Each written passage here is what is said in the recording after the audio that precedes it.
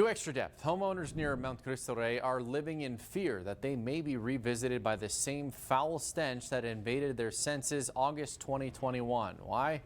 Because of what happened here. To this day, homeowners say no one has ever explained what happened and if they should suspect if the quality of their drinking water was affected. And as Good Morning El Paso anchor Sol Signs found out, El Paso Water and the New Mexico Environment Department are still at odds over pending litigation regarding this wastewater spill into the Rio Grande that produced an overwhelming stench in a small Sunland Park community, not once, but twice. Maria Escarceda is one of a few homeowners living near Mount Cristo Rey, willing to talk about those eventful days of August 2021.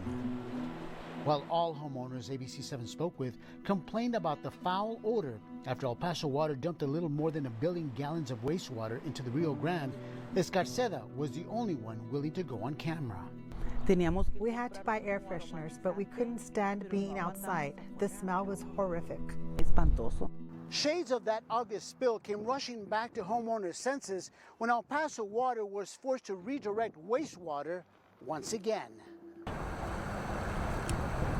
Even though the amount was much smaller, homeowners still feared the worst. We thought it was going to come back again, but it calmed down. But we didn't know if it would stop or not. We thought it was going to be the same as the last time.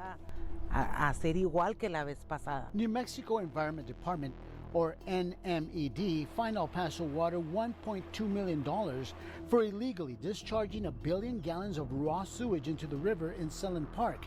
The department alleges sewage traveled downstream along the New Mexico-Texas border nearly 2 miles. For their part, El Paso Water says they informed NMED and Texas Environmental Quality Agency about the discharge and fixed the problem. Neither side provided an on-camera interview on this story due to pending litigation. As for the latest spill in March this year, NMED say they are comfortable with the actions El Paso Water took to mitigate and fix the problem. I asked Escarceda if she or anyone else has been given an explanation from New Mexico or El Paso Water about the two spills. No. Nadie. No. Homeowners here are now worried about the quality of their drinking water, given that no one is telling them if it's safe to drink. They rely mostly on bottled water. However, El Paso Water does not provide drinking water to these Sunland Park residents.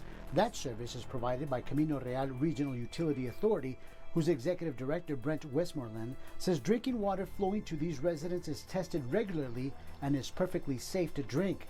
Still, Escarceda and her neighbors do worry about another spill and the harm it may cause to children. It's the uncertainty, given that the children couldn't stand the smell. I have grandchildren who live with me and they couldn't stand being outside. Brought them inside because I didn't want them getting sick. While El Paso Water is not responsible for the drinking water, they are responsible for a spill that produced a stench in this neighborhood. A smell so foul coming from wastewater that Escarceda says produced Era una plaga de mosca espantosa. a plague of flies. In Sunland Park, Saul Signs, ABC7.